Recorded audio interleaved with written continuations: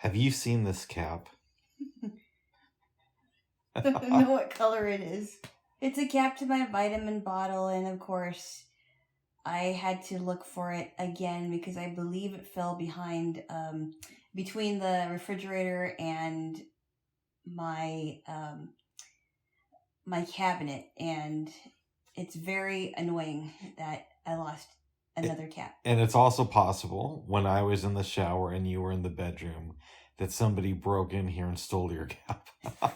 Well, that's what you said with the whipped cream bottle. And you know what? I found it in the place that I was looking for, but I wasn't looking carefully, and it was in the refrigerator somewhere. Nice. Like, oh, okay, that would be great if the bottle was still around. I was joking. Just wait. With my luck, the bottle will be gone, and I'll find the cap. Mm-hmm. It seems to happen a lot. I don't know. It's very annoying. It can be annoying. It would happen this morning when you opened your bottle. It certainly did. Mm-hmm. And I thought I heard it fall between the cabinet and the refrigerator. So what did I do? I used my cane and I tried to fish it out, and I couldn't find it. So I don't know where it went. I'm wondering, babes. Yeah. If we should end this early and maybe consider calling 911 and focusing on searching for this for today. Not 911. Okay, why not? It's not an emergency. Oh, it's not. You're treating it like one. No, I'm just saying it's just annoying that I lost another cap to a bottle. It really annoys me. Oh. You know what I mean? I like my things where they are. If you haven't noticed yet. I have. That's a good quality to have, though. I like my things. I like my caps on the bottles. I like my things in order, like in my cabinet. I'm not like super anal, but it gets annoying when I can't find something. Mm-hmm. You know what I mean? I hear you, babes. Yes. And I think in certain types of autism, some people are really in order and other people are very scatterbrained. But you don't have autism. I do not have autism. No. That's good. No. Not that there's anything wrong with that. No, I was never tested for autism because I don't have autism. Oh. Yeah. Well, good. But anyway, the mystery continues, or yes. maybe it won't. Yes. So what I just did is I just put a small piece of tin foil on top of it. I told you to do that, babes. Yes, you did. I did. And it'll have to do for now. Yeah. I've been obsessed with this Salman Rushdie thing. Yeah. And I think the reason why is because the fatwa was... I'll put my head here. Is that okay? Yeah, on my shoulder. Yes. Was put out against him back in 1989. And he just got stabbed yesterday. Oh, and it's awful. The person who did it wasn't even alive when the orders were given to kill him. Yeah, and I just commented this morning to you. I said, why would a 24-year-old want to kill him? Or did somebody hire him to try to kill him? My guess, and I don't know all the details yet, I think a lot of people are still scrambling to find this stuff out, is that he probably came from a super religious household, and his family talk shit about Salman Rushdie. Either that, or he read a lot about it on the internet and maybe became radicalized that way. Now, who knows? We could find out that that's completely false information. But that's where my mind goes to. But there is absolutely no reason why a 24-year-old Muslim carrying a knife would go to a bookstore where Salman Rushdie happens to be there and just stab him like that. I don't know for sure that this guy is a Muslim, but that's my assumption. It's right. Super crazy to me. Like, it's crazy. That if your dad said something in the 1980s and then somebody killed him over that, that's what that's like. Yeah, I mean, and like, the fact that he was not scared to walk the streets of New York because anyone could kill him. Yeah, like I think, and obviously I don't want this to happen. Yeah. But let's say, I don't know, Billy Corgan had a lyric on the first Smashing Pumpkins album, the very first one, that somebody took offense to now and tried to kill him. That's what this is like. You know what? I'm afraid that might that might happen because of how rampant cancel culture is right now. Because not only can they arrest somebody, can somebody be arrested for it? Not only can somebody be taken off of a platform, but they can also possibly be raided and killed. Well, people don't really get arrested for saying things in our country. You know what I mean. I know I'm thinking of extreme things, but people have been canceled over the dumbest things. I don't know. I do wonder now, is this going to become a thing? Do people have to look that far back into their past to protect themselves, in a sense? I don't know. It's crazy to me. It's crazy. I don't know. And also too, the fact that he took security precautions, but they were not used. Well, right? It's mixed. That's what they were saying on TYT last night, is that the security at the store where he was doing the event was kind of loose. And apparently that's true, but I was also reading on the BBC this morning when you were in the shower that apparently Salman Rushdie wasn't that concerned about security in New York. Oh wow! So it may have been that this wasn't in his rider where you had to have security. Now, if I was Salman Rushdie, that would be the most important thing before I agreed to do an event, is how tight is security. Exactly, or not go, or not do it, because anything could happen, and he's an older guy. And as far as we know, he's still around. For right now. We, the last I heard, it wasn't looking good, but that could also change too. Yeah. I wish him the best. And now I want to read his books.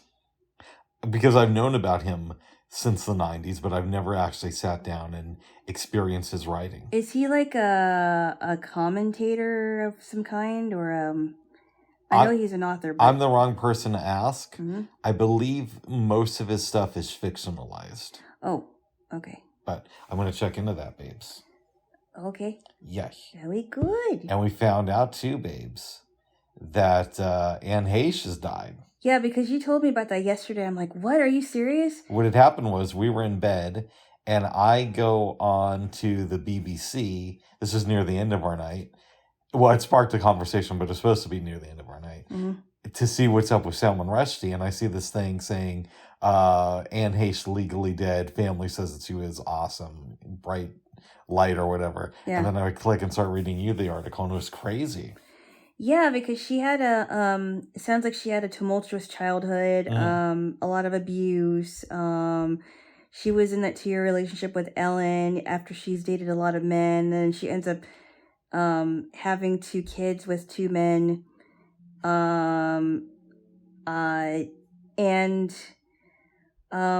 The last I heard, she was in a series called Men in Trees, and that was in 2006, which I never watched. I was never interested in that.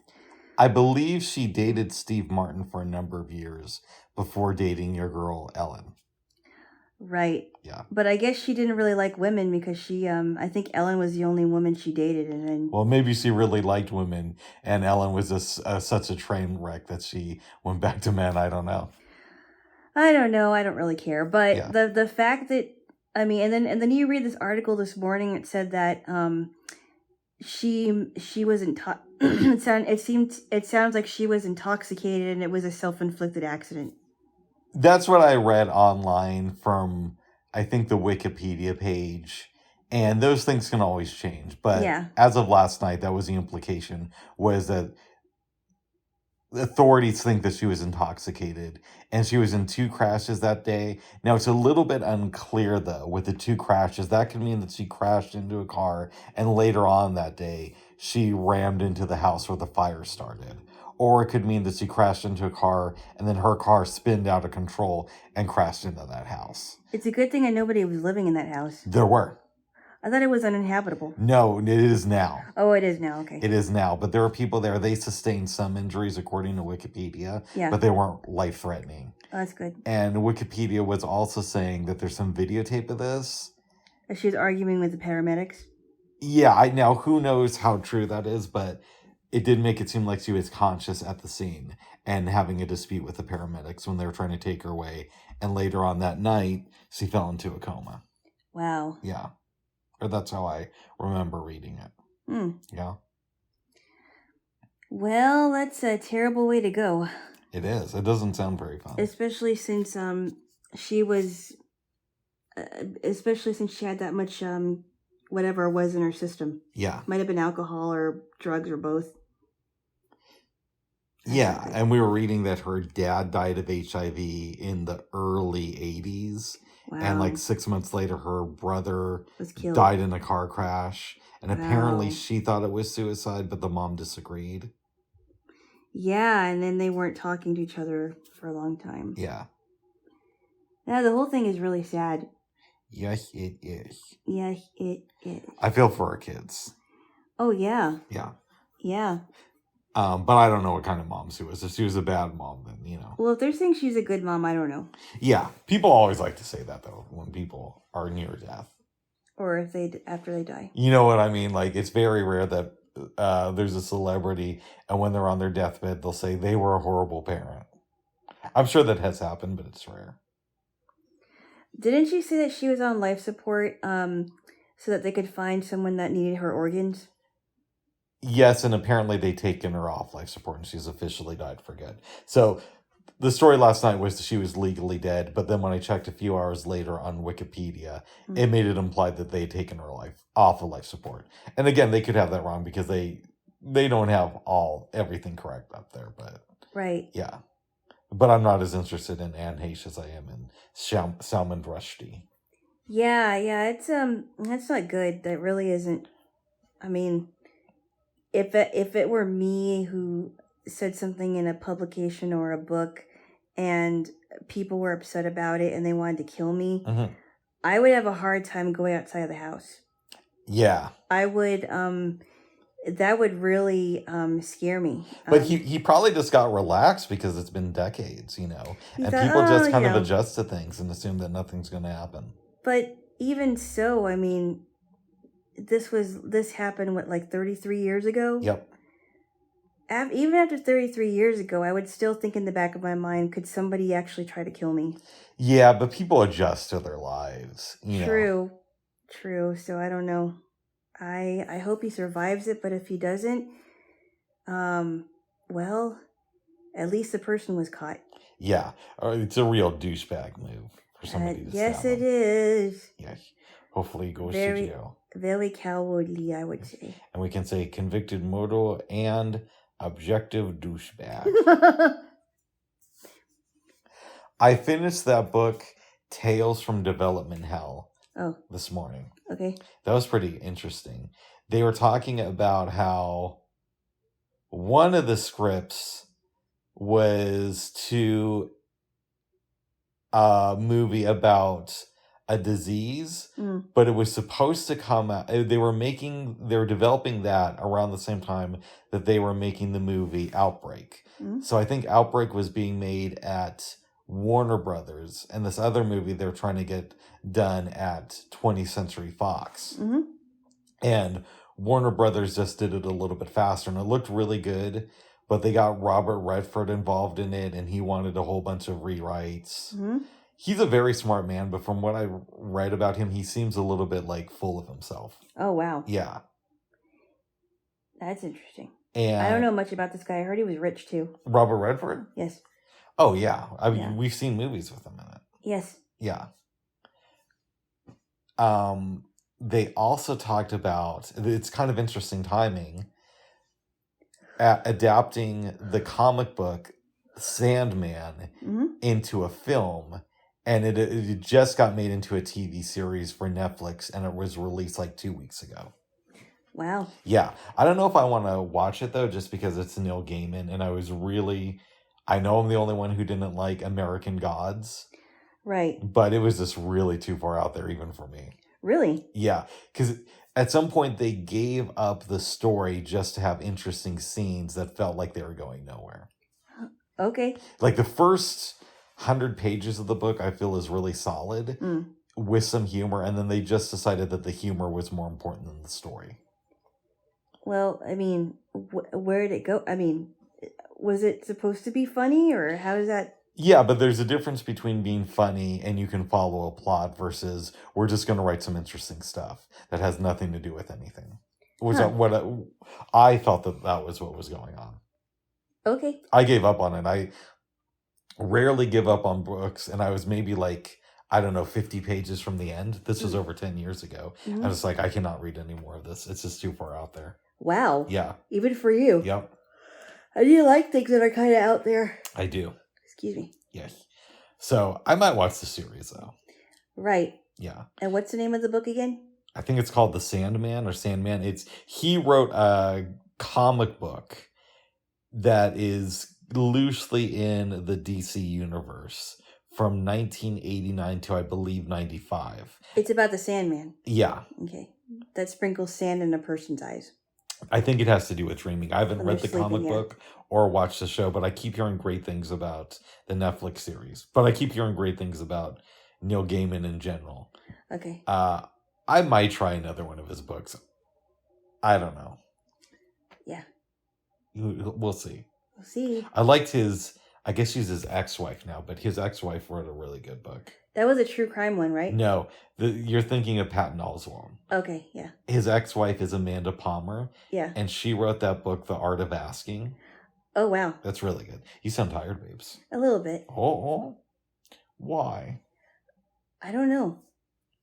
We'll see. We'll see, babes. We'll see, babes. But, yeah, that sounds like an interesting, series. Too bad the book isn't turning out very well for you. What book? That was years ago when I tried to read this book. Oh, that one. I'm sorry, I'm getting the books mixed up. The Sandman and something else. Yes. The American Gods is the one. American Gods, thank you. And everybody else you'll ask who's read that book says it's amazing.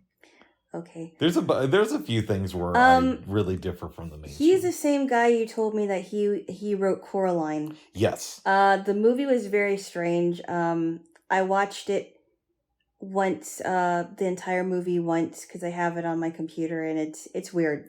And I don't mind strange. Yeah. Except when it just starts making no sense at all. Yeah, Coraline there were some weird things in Coraline. Because so the Dakota Fanning played Coraline. Terry Hatcher played her real mom and the other mom. Because there's this little door that she goes into at night, and she lives in another world where her family, her two parents, are paying attention to her, and there's things that she's doing that she wants to do, but it doesn't turn out very well. I won't give out any details, but it's a weird movie. I remember watching Terry Hatcher in the 90s and thinking, this is a hot lady. She must have a lot of fun. And then like years later, we find out that she's asexual.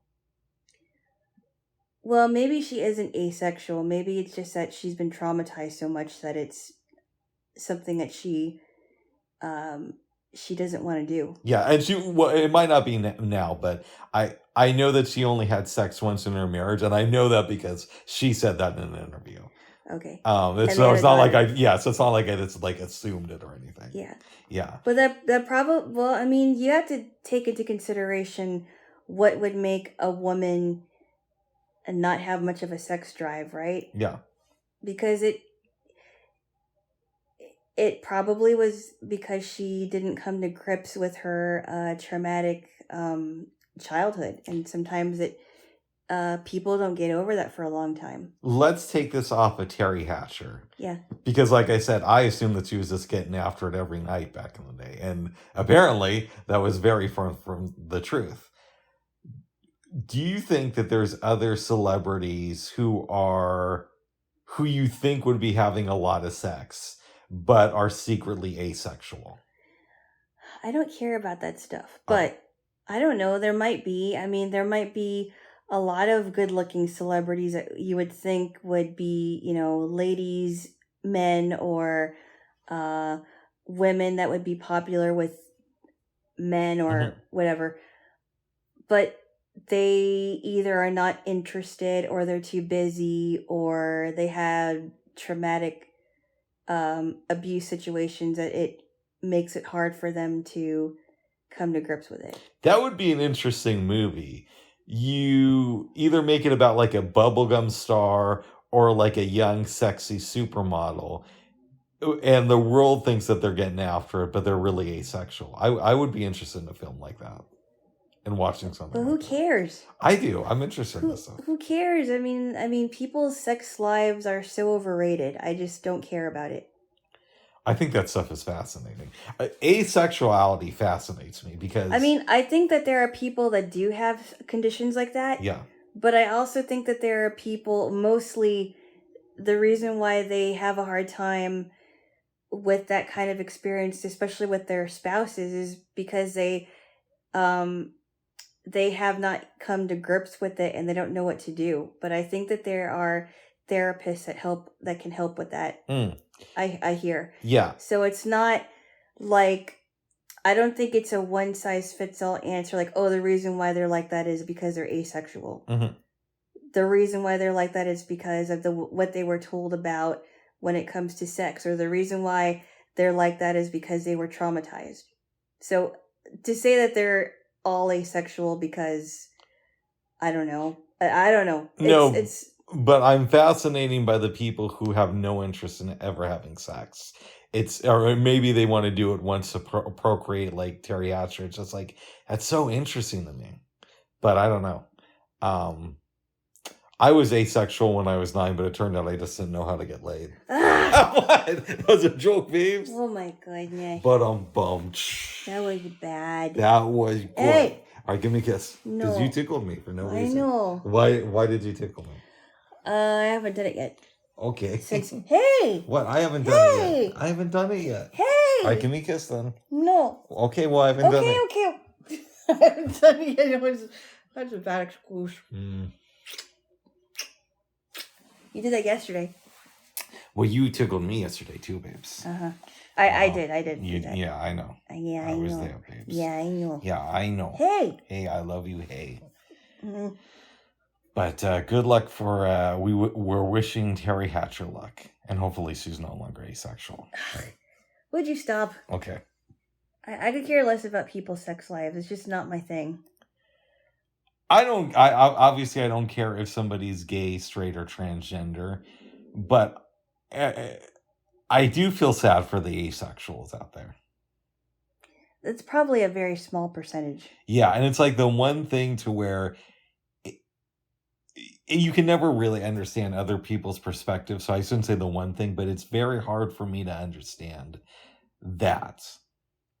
But I don't know. Yeah, because we're so wired. Mm-hmm. You know, we are wired to have sex with the opposite sex eventually. Yep. And that's how most, that's how humans are wired, and some people either turn it off or they remember when I told you about that one woman who had an opposite reaction where she the one who was all the orgasms? Right. Yeah. That's got to be very, very, very exhausting. Yeah, like you want to be somewhere in the middle on that.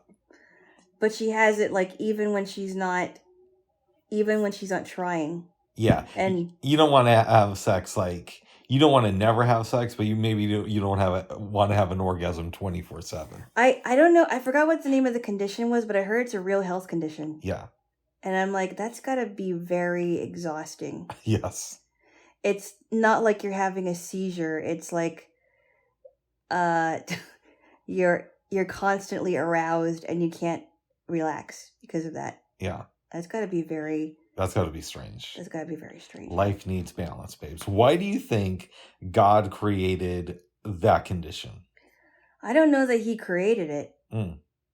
I think he created humans the way he created humans, but I don't know that condition is created. I don't know. I can't speak to that, honestly. Oh, why do you think God created incest? Bubs. No, seriously, because at the beginning there was Adam and Eve. Yeah, but they were the only. Yeah, but here's the thing. Here's the thing, though, Bubs. What's up? Now that there are more people in the world, mutations are different when it comes to immediate family, next of kin, cousins, whatever it is. I think it's a lot different because when you had Adam and Eve and they were procreating with and making children, it was totally different. It was totally different, and I think that since it's been over 2,000 years, or roughly 2,000 years, it's hard to say. I don't know the timeline of the Bible, but we'll go with that. But what I'm Even saying though is really off the gut. Keep going, babes. What? Let me talk. Okay, I'm letting you talk there. I think because there's more people in the world that Okay. the mutations are closer together. When you have families or people and families inbreeding, that's why when father, daughter, mother, son, and I know that they do that in some cultures where there is a lot of incest. It's not good for the child to have parents that are like brother and sister. No, it isn't. Because of the mutations. But God was originally okay with incest. He never said that. Okay, but he allowed Adam and Eve to... Yeah, but they were the only... You have to understand something, though. They were the only humans in the Garden of Eden. But why couldn't God just have... I don't know, Bubs. I don't know. I have no idea. That's why you have to read it. But you're my biblical representative. I can only tell you what I know, and I can't answer that question, Bubs. Okay. What are you doing? I'm planning to give a lesson next weekend. Hey! Oh, you are? Next week, yeah. Uh-oh. I'm going to stay home then. Hey! I'm just joking, babes. I'm just having fun, babes. You said you... No, that was a joke, said they're babes. Interesting. They are interesting. That was a joke. It's called humor. At my expense. What's the lesson going to be on next week? The lesson's going to be on worry. It's a mini lesson. That's right. And worry and anxiety. And eventually we will get around to incest. Bubs. We're not brother and sister, so that's not what we mean. No. But well, he was never for incest, and he was never for... I mean, here's the difference, though. What's up? He may have allowed things to happen, but he was never for incest, and he was never for polygamy either. Okay, here's the difference, though, in allowing things to happen versus not. If we believe the versions of events in the Bible, which you know that I don't, but you do, then the human race would have died without incest. Because they were the only two. Well, they had to. I know, but you have to understand, though, when humans, because now there are men and women, more men and women in the world, and they're procreating. Right. You can't just procreate with first and second cousins or mother and son or brother and sister, because things have changed within the from what I understand within mutations. I hear what you're saying now, but I'm just saying, well, how I understand it. All right, but my understanding is that if incest wasn't allowed to happen at first, the human race wouldn't exist at this point. So at some point, God had to be in favor of incest. There is a difference between that, Bubs. Oh. They didn't really have a choice because they were the only humans. Right. And who made them the only humans? Bubs, you know the answer. I'm not going to answer you. Oh my God. Bubby. Seriously. So we have to assume that at some point, God was in favor of incest because he made it the only allowing way. Something to happen doesn't mean they're in favor of it. Right. Like for example, something traumatic happened to me. He didn't want it to happen, but he allowed it to happen for whatever purpose it was. But here's what I'm trying to say. If God didn't allow incest to happen, the human race would have died right there if we believe the events in the Bible. Maybe. I don't know. I can't answer that question. Oh. That is too deep a question that I can't. I don't think there really is a definite answer as far as that goes. Would you agree, though, that on the surface, it looks like... It looks like it. I understand why you might think that, but I don't know if that's really the answer. Oh. I still love you, babes. I feel like you will. And remember, too, Bubs. Yes. Noah and his family Remember the story about Noah and the ark. God destroyed the wickedness of the world and everything in the world by flood. And Noah and his family were the only 8 people around. What does that have to do with Adam and Eve, though? That happened after. Right. But now here's something that I'm a little confused with, and I know I need to look into that. Let me see if I can break it down for you. No. I'll see if I can explain it. No, Bubba. Don't bother explaining. Okay, go ahead, tell me. The time between, I'd have to look this up, the time between Adam and Eve and their children were around versus the time when Noah and his children were around, because when Noah and his family were around, God destroyed the earth with a flood, and that means that all the humans were gone, and all the animals that were in the ark with Noah and his family were survived the flood, and then they after that they were able to replenish the earth. So I want to see how far that was between Adam and Eve and their family and Noah's family, because eventually the flood was did destroy the earth. Well, I believe that, and you're not going to like this, babe, so you may want to cover your ears, that the Noah and the Ark story was, and I haven't read this, but I believe it's a ripoff of or inspired by something that happened in the Epic of Gilgamesh, which is a Hindu text, I want to say. I haven't read it, but I think the Epic of Gilgamesh came out before the Bible, and it tells the story of a great flood. And how do you know that for sure? How do I said I believe that based on what I've heard over the years, but I'm dyslexic. I dyslect once in a while, so I may have that wrong. So there's something to the story of a great flood, but that doesn't mean that the Noah's Ark thing is true. You should read on that, Bubs. I don't know, babes. I would not just take the Bible as gospel truth. That's what I'm saying. Well, it's an interpretation. Well, maybe you should. Maybe you should. I mean, you've tried to look at everything else that could be true. Maybe the Bible is true and you don't realize it. But it's like a metaphor, like when you write a poem. I'm just saying, Bubs. Don't dismiss it until you know for sure. Look, there's good stuff in there that people can take and apply to their lives. Well, think about the archaeological stuff that people have found. Like Noah, there was a part of Noah's story where he was on Mount Ararat. There has been evidence that there was really an ark. There was also evidence of the Ark of the Covenant. There was also evidence of Sodom and Gomorrah when it the remnants of Sodom and Gomorrah.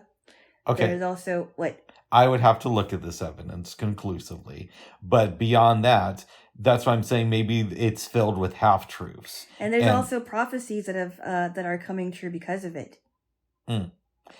I would say that there's probably inspired by true events, but I don't necessarily think that means you should take everything from the Bible like. Well, let me. You remember about Israel coming together as a nation in 1948.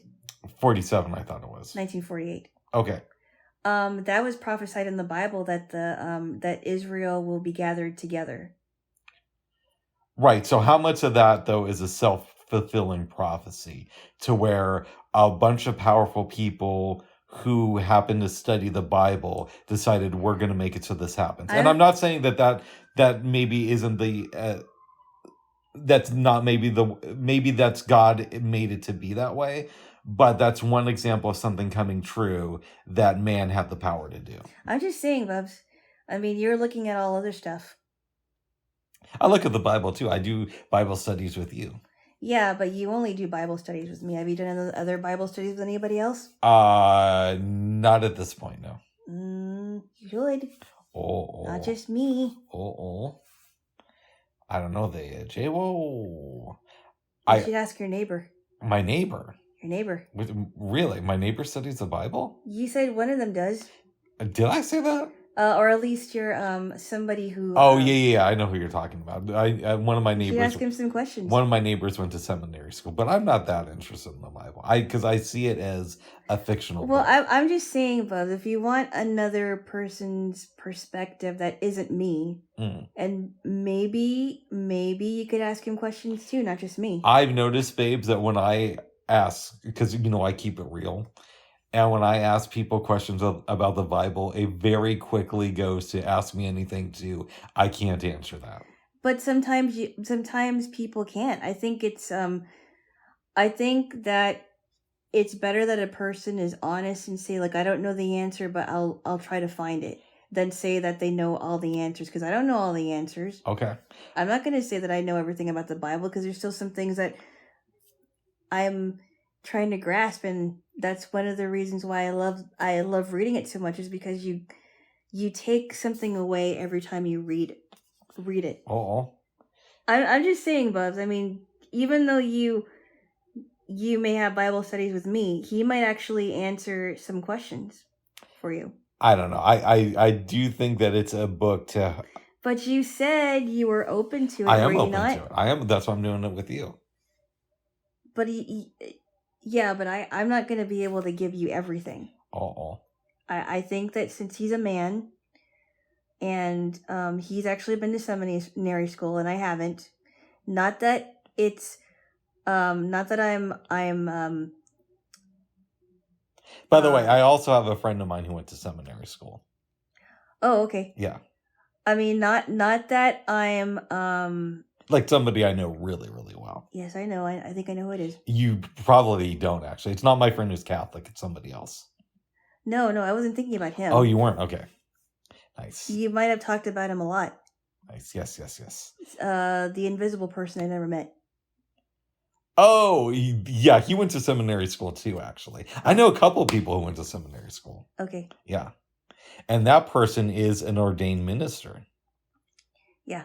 Yep.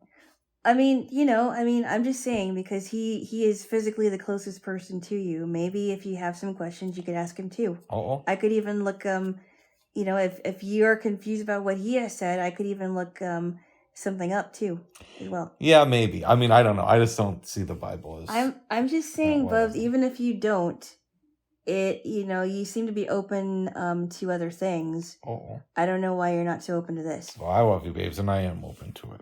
But it needs to be proven. Well, I'm just saying, Bubs. And God made me that way. What? Don't pinch me. Okay, anyway, moving on. Ow. Oh, you hit my leg with your leg. I'm sorry. I still love you. And I did I hurt you when I pinched you? Yeah, you did. You don't always have to go to physical violence, babes. I'm sorry. Okay, but maybe this is a good reminder that physical violence isn't the answer. But I'm not violent. Oh. If you hurt me, then you I'm sorry. Okay, then don't hurt me anymore. Oh, give me a kiss.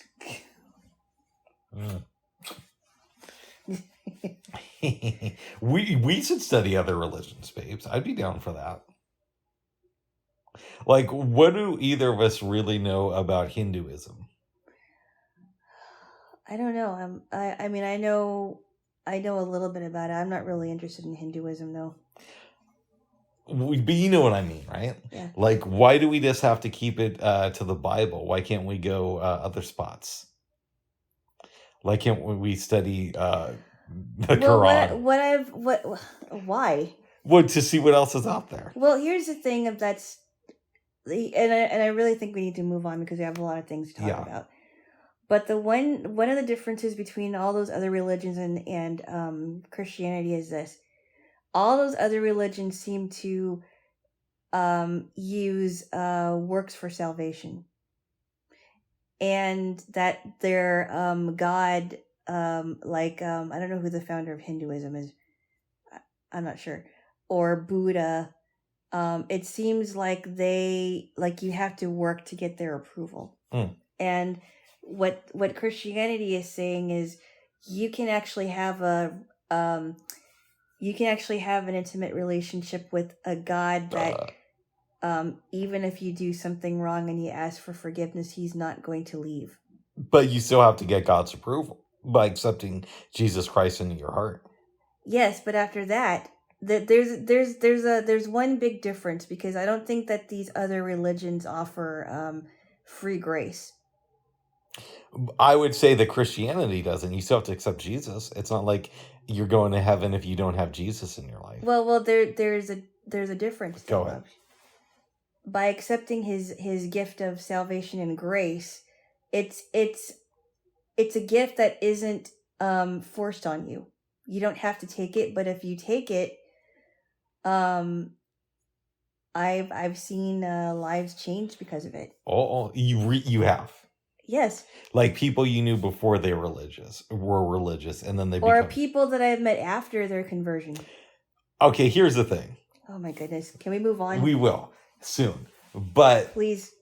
I noticed that when somebody becomes a Christian, or when I meet somebody afterwards, they always like to hype up the things that they used to do.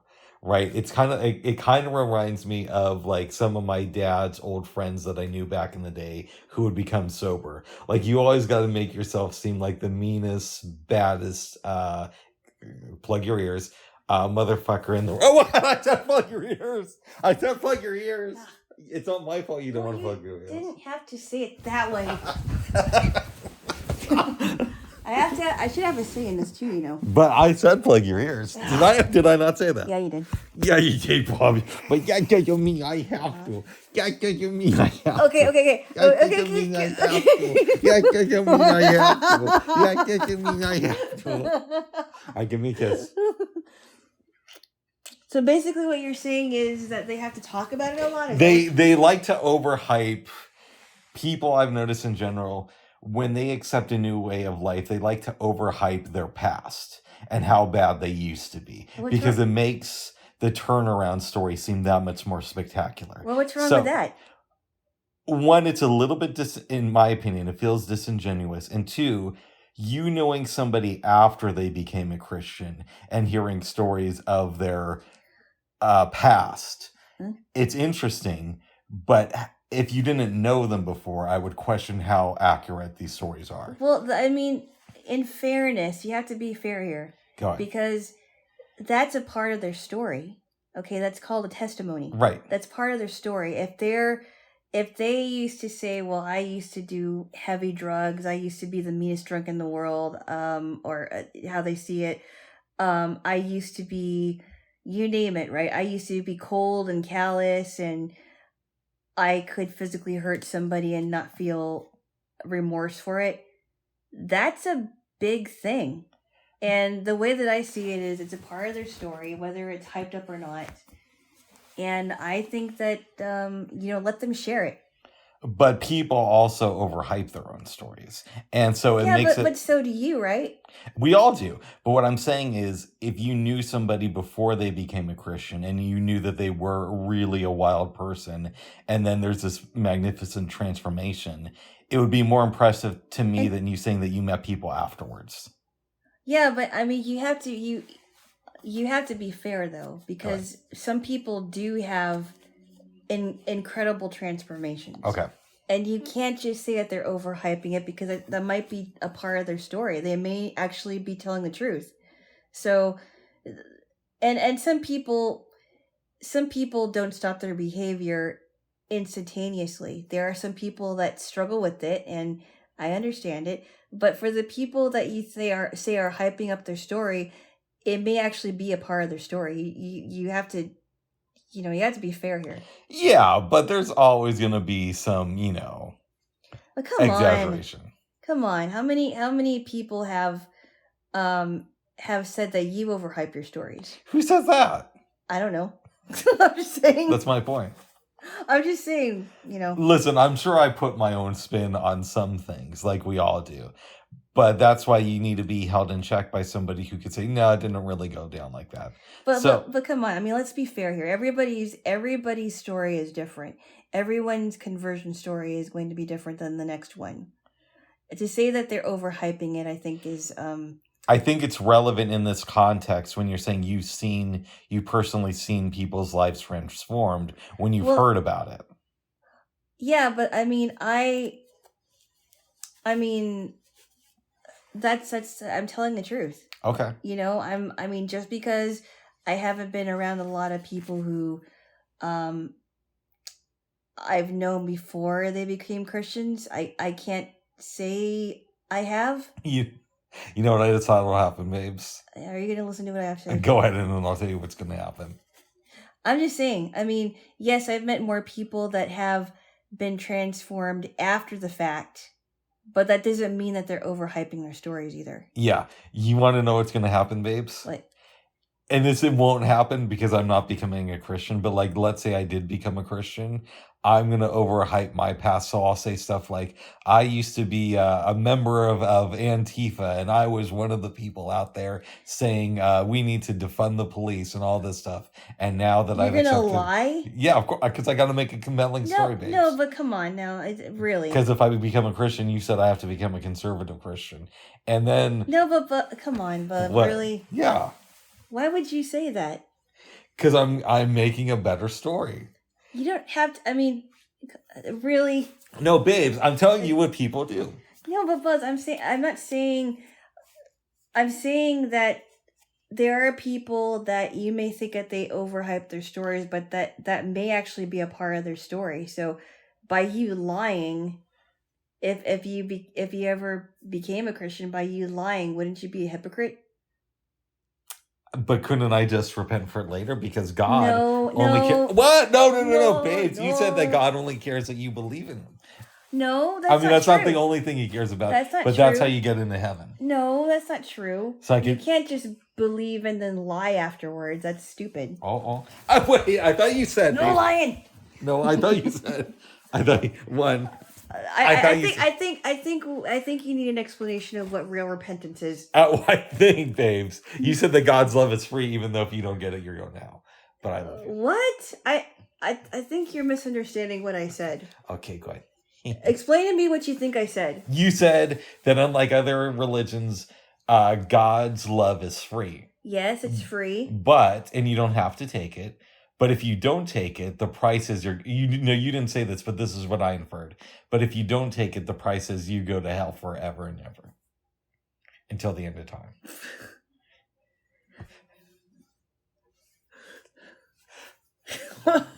Okay, I didn't say the last part. And I said that I inferred that. You inferred that. Yes, yeah. You like to infer a lot. Okay. I'm inferring. That's not what I said. Go ahead. But do you get where I agree? But we don't have to talk about the Bible all day, babes. No, we have to talk about other stuff because you keep harping on it. Oh my goodness. Let's not go down this biblical rabbit hole, but let's not go down there, babes. We were just there. Yes. And I was correct, as usual. But No, you were not correct. What if we did some meditation? No. And why not? I'm not comfortable with it. And I've already told you why. Yeah, I think that, we could explore some other religions too. But that's just my, we could do another podcast called Jaylo Loves Buddha. Seriously, Bub, sometimes I want to shake you. Oh my goodness. You see, folks? This is what I deal with. Open-minded person, folks. It's very tough. Oh. But I love you. Give me a kiss. No. Yeah, okay. Yeah.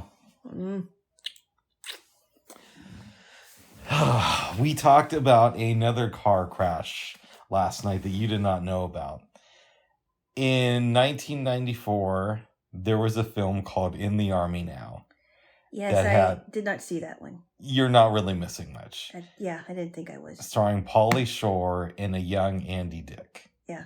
Andy Dick is overrated. He is kind of funny, but it's a little bit too much. It's like, come on, guys. I didn't think Pauly Shore was funny. You didn't like his old movies. Okay. I mean, I didn't watch enough of them, so what do I know? I don't know. I don't think that they would hold up now. Yeah. But as a kid in the early 90s, I thought that they were kind of funny.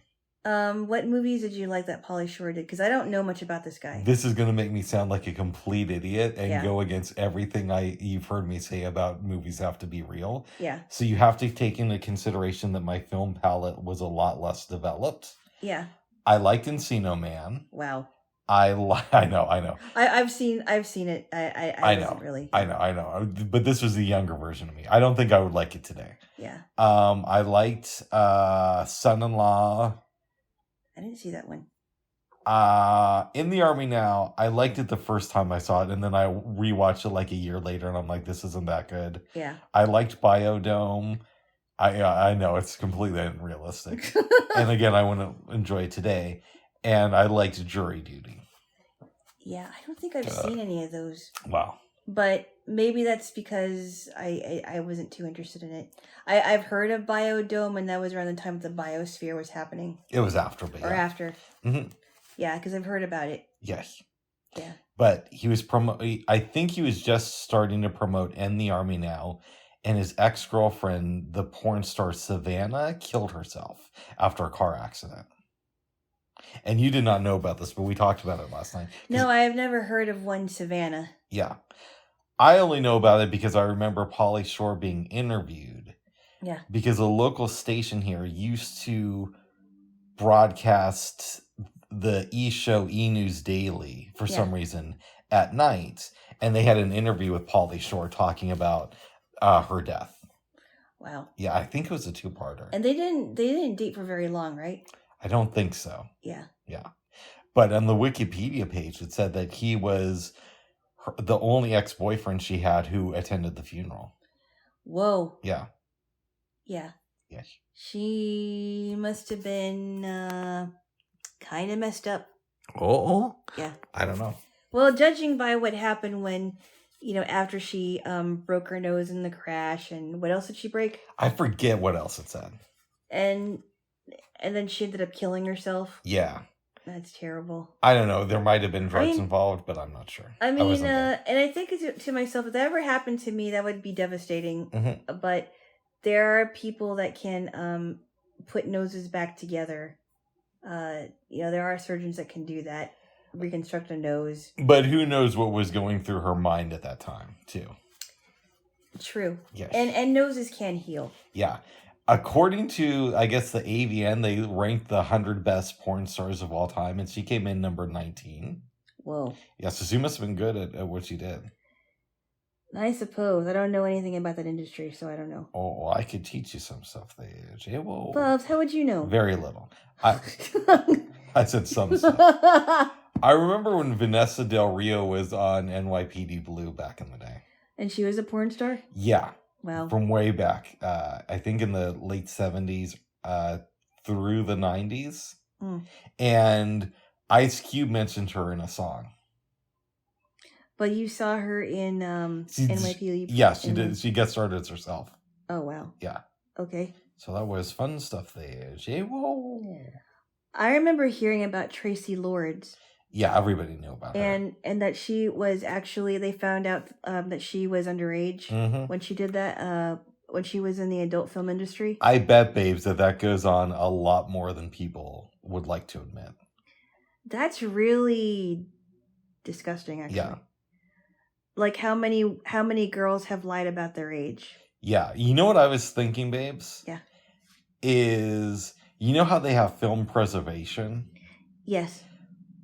This is going to sound weird, but I wonder if they've ever thought of putting anything like that together for the adult film industry. Like a film preservation thing. Where we try to rescue these films before they're gone. I don't know. I mean, I have no idea. There's got to be somebody who's thought of that. Huh. I know that there was a woman, I think her name was Kelly McCarty. And she used to be in soap operas, but then she left Hollywood and ended up being in the adult film industry, which I'm not sure why, but that's what she did. Interesting. And I don't know why a Hollywood actress would want to leave Hollywood for the adult film industry. I don't get that. I mean, it doesn't sound like this lady was A-list, but she was a working actress. Yes. Yeah. Huh. So I don't know. Now I want to research pornography preservation and see if I can find anything on it. But why? Are you thinking about watching it or something? No, I'm just, because there's, I don't know, babes. I find film preservation to be fascinating. Huh. And I wonder if that mentality has spread to the adult film industry. I wonder how they've been able to preserve silent movies. Well, that's the thing. They say that something like 90% of all silent movies are gone. Yeah. So they haven't done a good job of doing that. Obviously not. And there was because the way that they used to shoot films was it celluloid? And I hope I'm getting that right. And it was very flammable. There was a big fire on, I want to say, the 20th Century Fox lot in 1937, and a lot of their movies were lost. Really? Yeah. Wow. Yeah. Interesting. Yeah. So that's what's going on there, babes. But they're always finding silent films, it seems like. But most of them are lost to history. Yeah, wow. Yeah. Yes. Speaking of movies, babes. Hmm? Well, first of all, we had dinner last night. We did, and it was a good pizza. Yes. Very good. I made it. I did. Yes, you did. I made it. And you weren't really that familiar with Incubus, but I played you a few songs from them. No, I think I only knew like one song. Mm-hmm. But Incubus is pretty good. Yeah. I think if we listen to a fair amount of their music, you'd dig them. Yeah, pretty good. Because they're known for being a rock band, but they have some like funk influences in them. Yeah, and the lead singer has a great voice. Mm-hmm. And then we even listened to, let's see, we listened to that. We also listened to some Pink Floyd. Yep. And then later on, we listened to some Fleetwood Mac. Yep. And then before I was finishing up there, I think it was either before or after, you played me a couple of K9 stuff, which is very weird. Yes. I believe the lead singer of K9 has since passed away. The dog. Yes. Yeah. So there's a heavy metal band in the background while the dog is barking and snarling. I think you played me Fear of the Dog and a couple more. And it was so weird. You know, they don't get a lot of play on top 40 radio stations. Obviously not. And I'm wondering how you feel about that. Well, I think it's just a fun band. Oh. Or, yeah. It's very strange. Who put that band together? That I don't know. Yeah, I can't. I didn't even know about that. But you said you heard about them in 2007? I think it was around there. Howard Stern played some of their stuff. Wow. Yes. K9. Yes. That's interesting. Yes. Yes. But babes. Yep. After listening to K9, yep, we watched a film called Hobo's Choice. It was really good, actually. Yes. It was very funny. You're tired. Do you want me to give a brief recap, or do you want to do it? Why don't you give a brief recap, and I'll recap the other one. Very brief. This dude, older man with 3 daughters, and he owns a shoe store. He owns a shoe store, has a little bit of a thing with alcohol. He wants to get his daughters married off, but his oldest daughter, whose name is Maggie, he's reluctant to get her married because she's really good for business. She knows how to run stuff. Yep. Maggie takes it upon herself to marry a man named Will. And Will is like the head bootmaker in the store. And he doesn't really have a lot of confidence. No. So we can tell that Maggie is going to be wearing the pants in this family. Or in the relationship, yes. Mm-hmm. Because she just goes up and says, "You're going to be my man." Yep. Maggie also arranges for her younger sisters to be married off. Mm-hmm. And by the end of the movie, Maggie convinces her dad that he's now going to be working for Will. And he basically said, "Was I okay? I mean, was I confident enough?" And because you could tell that that she really got a lot of things out of him. Mm-hmm. And by the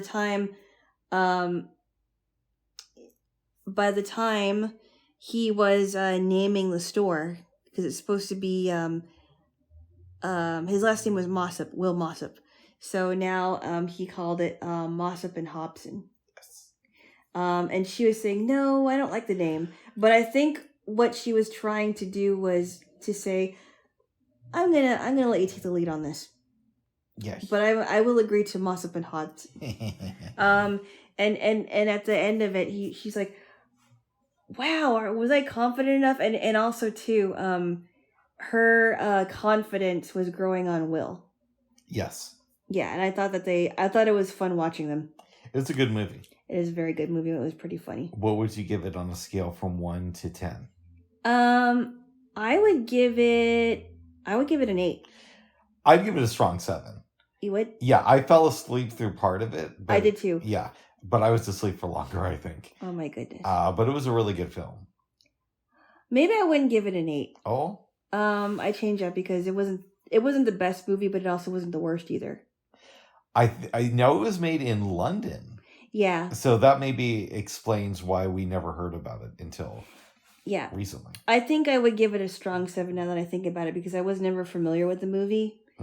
I liked it though. It was very enjoyable.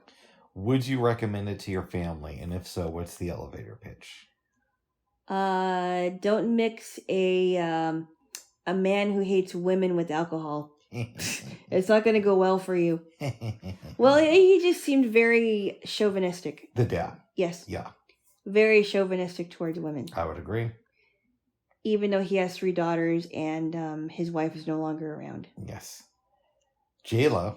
Yep. Something historic happened last night. It's the first time we turned off a movie after starting it.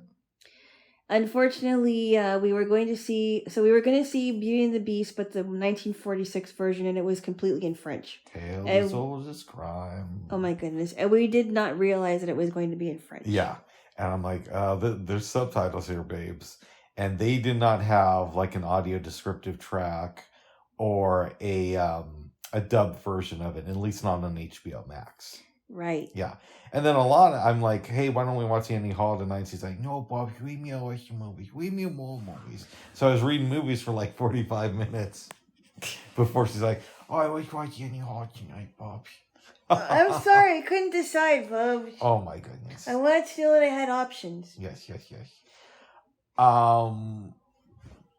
So tonight we're for sure going to be watching Inception, unless we find out it has subtitles. But I doubt it does. And then we're up in the air about the other movies. Yeah. The other movie. I thought about maybe watching Awakening. Awakening might be good. I don't know where it's at, but that's a possibility. But there's also a movie that I haven't seen that I've heard really good things about called Once Upon a Time When We Were Colored. That is on YouTube. It's not really officially streaming, but there's a version of it out there. There's other movies too, like The King of Comedy. I also thought about watching the one in 1930s. Oh, what's it called? It's called A Gay Divorce, but gay meaning happy, not the other way around. Yeah. And not that there's anything wrong with it. Oh my goodness. There's other movies too that we could watch. I really want to show you Pulp Fiction. And the advantage to watching it tonight would be you'd never have to hear me say you should watch Pulp Fiction. Oh, why? I think as a cinephile, you owe it to yourself to watch this movie. Do I really owe it to myself? Yes, you do. Or do I have the freedom to avoid it? You have the freedom to avoid it, but that doesn't mean you should avoid it. So there's other movies too that look somewhat interesting. Mm-hmm. So there's possibilities out there. Jaylo. Okay. Let's talk about Annie Hall. Do you want to get the recap? Yes, I will. It's so basic. The basic premise is there's a guy named Alvy Singer who is an aspiring comedian, and some people know who he is because he was on, what show is it? He was on a bunch of talk shows. He was on Carson, I think. Yeah, Johnny Carson. Yeah. And he is thinking about why him and this woman Annie, played by Diane Keaton. Alvy is played by Woody Allen, who wrote and directed the movie. It was really interesting actually. There's a lot of fun parts to it and a lot of funny things, and it's pretty clear in the beginning of the movie when he's talking about their relationship that both of them have their issues and they're kind of neurotic. Yep.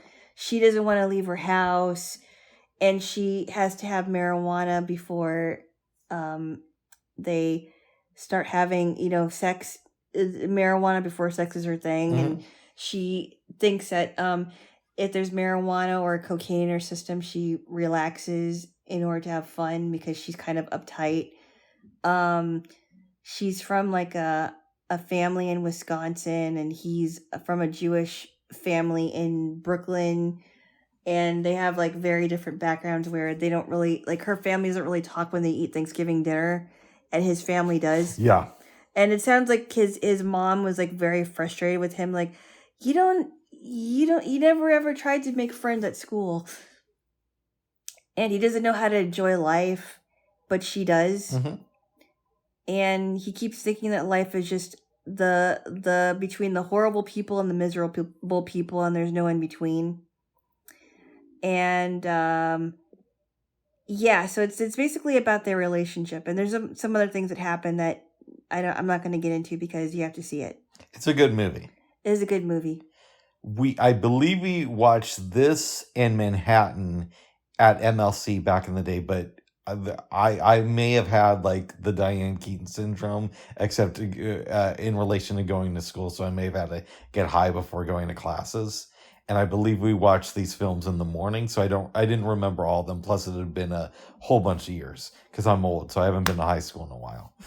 You're not that old. Old enough. But yeah, it was fun to see their neuroticism in the open. Yeah, and it kind of makes you think about, maybe it makes you think about past relationships. I don't know, or a current relationship. And I'm thinking to myself, wow. Like how she thought that he didn't think that she was smart enough, and that's why he was recommending her to take college courses. Mm-hmm. It's like, you don't think I'm smart enough. Yes. It's a good movie. And he's kind of neurotic too, because he has a hard time with driving, he has a hard time with being around a lot of people. He can't enjoy life at all. He doesn't want to step out of his comfort zone. She's afraid of being alone with a spider. I don't like spiders either, but well, we won't be watching Arachnophobia in that case. Yeah. No. I enjoyed this film. I did too. Yeah. I did too. I think he was in his he was 40 in the movie. Yep. And she was like somewhere in her 30s. It's kind of interesting to see them when they're young because they seem older to me. You mean they seem older now? Well, they're older now, obviously. Yeah. But when compared to when I was in my 30s and now in my early 40s, they seem like they were old for Oh, I get you, yeah. You know what I mean? I completely understand that. Yeah, you know what I mean? Yep. I mean, because they grew up in our parents' generation, or maybe even before that. And that was a tougher time. Yes, it was. Yeah. Yeah. Yes. It seems like with every generation, they seem younger. Yeah. And that can be a good or a bad thing. Yeah, it really all depends. But this is fun. Diane Keaton is really good in it. I think she really does sing in this movie. That might be her. I'm not sure. If she was really singing, she had a great voice. What does this film teach us about the disintegration of a relationship? Well, I don't know. I don't remember how long they were together. Were they together for like a year or something? It's implied that it's like a year. Okay. You mix a neurotic person with another neurotic person. If you mix two people that have some form of neuroticism, it could go bad. Oh. Or, they could they could fall in love and then realize that it's just not going to work out. Or maybe it, I don't know. But you could see the disintegration too, and just kind of the way that they met each other, it seemed a little bit awkward. To me anyway. Yeah. Yeah. It was fun to watch. I mean, they were really funny together. Yeah, they were. Yeah, especially when he was afraid of lobsters. This is much better than something like Play It Again, Sam, which is another movie they made together. Did they? Yeah. When did that come out? I want to say 74, but don't quote me on that. Oh, they made that together? What's that? What was the premise of the movie? Oh, it's been so many years since I've seen it, but he has an imaginary, I think Bogart is his imaginary friend. Uh-huh. And they're kind of in a relationship, but she's going to go off. And I remember in the film, he has a friend who is like always on the telephone, wherever he's at. Really? And this was before cell phones were really a thing. Wow. Yeah. It's been a while since I've seen that film. Yeah, even though I think Woody Allen is kind of creepy now. Oh, of course. I thought he was excellent in the movie. I thought that he did a very... I thought he wrote this movie very well and executed it very well. And you really believe that these two characters are very neurotic. Mm-hmm. Yeah. Yeah, he's a great filmmaker. He's just a creepy guy. Yeah. Yes. Shout out to Sunyi. Shout out to your girl Sunyi. Shout out to the kids. Shout out to everybody. Shout out to Mia Farrow. Shout out to Mia Farrow. I've heard she's a nice lady. I knew somebody who knew her family. Like not her like parents or anything, but like her kids. And he said that she's a nice lady. I heard she was too, and she adopted a lot of kids. Yeah. Mia Farrow, yeah. Yes. Yes. Well, good. But I thought it was fun. Would you recommend this film to your family? If so, what's your elevator pitch? Don't date someone who's neurotic or equally as neurotic as you are. But this is fun to watch. But you will be telling your family to watch this. Or it's a possibility. Yes. It was fun. I mean, I also like the part with when Tony Lacey enters the picture. That's cool. Because it's pretty obvious that he's trying to hit on this lady. Mm-hmm. And she ends up, I think, hanging out with him for a while. I guess it's implied that they were dating, but then they split up. Yes. I also thought it was interesting because you didn't know where the relationship was going to go. And he said, well, I ran into Annie again and it was nice to see her, but they never got back together. Good stuff. Yes. What would you give it on a scale from 1 to 10? Okay, now that I think about it, I think I would give it close to an 8. Okay, that's fair. I'd give it a strong 7. Yeah. Yeah. I would give the other movie a strong 7 just because it was not very well known to me. Mm-hmm. And I give this one maybe a 7.5. Okay. Not quite an 8, but a 7.5. I can dig it. Just because it was just fun watching their relationship. It was funny. Yes. Yeah. Well, good, babes. I think we've covered a lot, unless there's anything else you want to say about Annie Hall. No, go watch it. It's really funny. Yes. I just did. I know you just did. What I thought was even funnier, too, was when they saw... when you saw, like, one side of the screen is her family, the other side is the other family. And it's almost like they look like they were interacting with each other. Yeah. And he wants to go and see movies like The Sorrow and the Pity, which is like this long documentary. I've never seen it. I've heard people discuss it over the years, though. The one thing I don't like is how often he talks to the audience in this movie. I think, a lot. Yeah, I think that's a bit much, but you know how I feel with that type of thing. You know what he should have done for part of it? Tell me. I know that they did the therapy sessions. Yeah. But he should have done that a little bit more than just the audience. I can dig that idea. I like that. You know what I mean? Yep. So it wasn't just he was talking to us, like, what do you think I should have done? But he should have talked to his therapist, like, what do you think I should do? Yeah, maybe if they do Annie Hall 2. No, I don't think they or should. A reboot. They'll do that. Oh my goodness. Yeah. I don't think so. Yeah. Well, good, babes. Is there anything else you want to talk about? I did not have any dreams last night. I didn't either, actually. Oh, actually, I did. Oh. My dream was that you lost a lid to one of your pill bottles and you found it. And it was safe. And it had been kidnapped, but the kidnappers returned it after paying a small ransom. Actually, I did have another dream. What's up? And it was after, I think I had a dream that I fixed my vacuum, but that didn't happen. Oh. Why so? I will be getting another vacuum. Yes. And I think when I wake up, I'm going to check my alerts to see if I... When you wake up? Yeah. Oh, somebody's about to take a nap then? I think so. Oh, well, very good, babes. Or a little bit. Yes. 2 minutes, no more. What? No, I don't know. I'm just kidding. Bub. It's a Saturday. I don't time your naps. I know. I love you, babes. That was a joke. I love you. Very good, babes. Is there anything else you want to say? No, but okay, one more thing. Annie Hall is, and I haven't seen a lot of Woody Allen movies, but I think Annie Hall is probably one of the best movies I've seen. Anywhere else is better. Anything else is better. Yeah. But you've only seen 2 of his movies. I know. Yeah. But judging by the 2 of them, because I haven't seen a lot of them, I would say anything else is the better one. Yeah. So I'm trying to think. What are the ones I've seen? I haven't seen a lot of his movies either. Did he direct a lot of dramatic ones too? He did a movie called Match Point, which I haven't watched, but I've heard really good things about. Mm-hmm. And that's a drama. But, okay, so here are the ones I've seen. I want to say this is a complete list. And again, it's not a lot. So there are Woody Allen fans who have seen more than me. I've seen Play It Again, Sam, Annie Hall, Manhattan. I've, what else? Then we go a long time. Not Bullets Over Broadway. I haven't seen that. Deconstructing Harry. Vicky Cristina Barcelona. What is that one? It's a movie with Alec Baldwin. There are a lot of subtitles in it.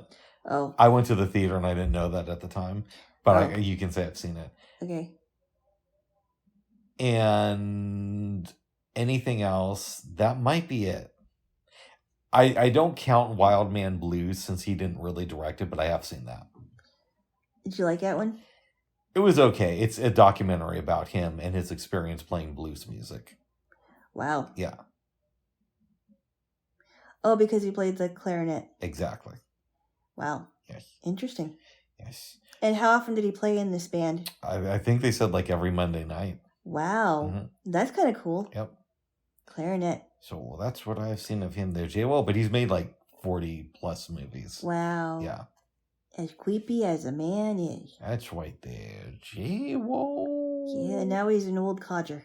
Yes. And I think Mia Farrow is an old codger. That's too. right, babes. But I heard she's a nice lady. I heard she's nice and old. Yeah. Yes.